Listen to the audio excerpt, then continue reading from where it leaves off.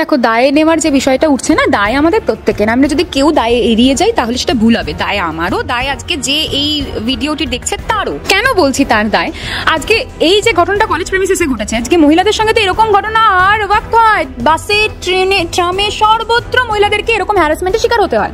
তাহলে আমার কোথাও না কোথাও গিয়ে মনে হয় আজকে এই ঘটনাটা কলেজ প্রেমিসিসে ঘটেছে বলে যে শুধুমাত্র কলেজের অথরিটির দায় বা সরকার পক্ষের দায়, এইটা বলাটা ভুল। আমার মনে হয় দায় আমাদের প্রত্যেকের, আমার আপনার সবার।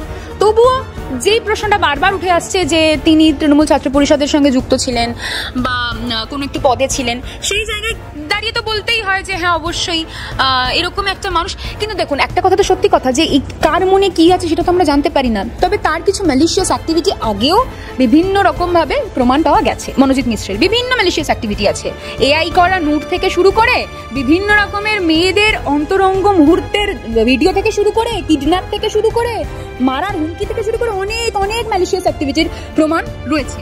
তো সেই জায়গায় দাঁড়িয়ে হয়তো আমাদেরকে আরো বেশি সচেতন হতে হতো তাকে নিয়ে। দায়িত্ব কোথাও না কোথাও সত্যি আমাদেরও বর্তায়, যারা আমরা তৃণমূল কংগ্রেসের কর্মী তাদেরও বর্তায়।